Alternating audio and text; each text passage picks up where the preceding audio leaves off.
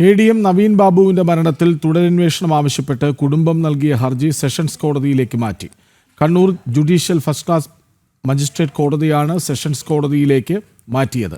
കുറ്റപത്രത്തിലെ വീഴ്ചകൾ ചൂണ്ടിക്കാട്ടിയായിരുന്നു നവീൻ ബാബുവിന്റെ ഭാര്യ കോടതിയെ സമീപിച്ചത്. കേസ് തലശ്ശേരി സെഷൻസ് കോടതി പരിഗണിക്കും. വിവരങ്ങളുമായി മിഥുൻ പിള്ള ഒപ്പുചേരുന്നു. മിഥുൻ പിള്ള, പറയൂ. കൃഷ്ണരാജ് പ്രതി CPM പ്രവർത്തകയായതിനാൽ ശരിയായ തെളിവുകൾ ശേഖരിച്ചില്ല.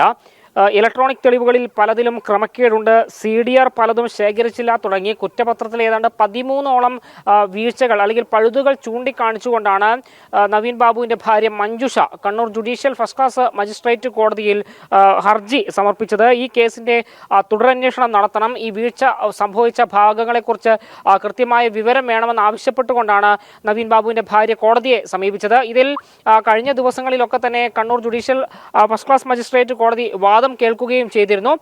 ഈ വാദത്തിനൊടുവിലാണ് ഈ കേസ്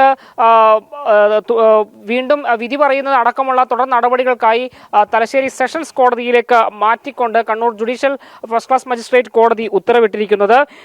സ്വാഭാവികമായും നിലവിലെ ഈ BNS ചട്ടങ്ങളിലെ ചില നടപടിക്രമങ്ങളുടെ ഭാഗമായിട്ടാണ് ഇത്തരത്തിൽ ഈ കേസ് തലശ്ശേരി സെഷൻസ് കോടതിയിലേക്ക് മാറ്റിയത് എന്നാണ് നമുക്ക് ലഭിക്കുന്ന വിവരം.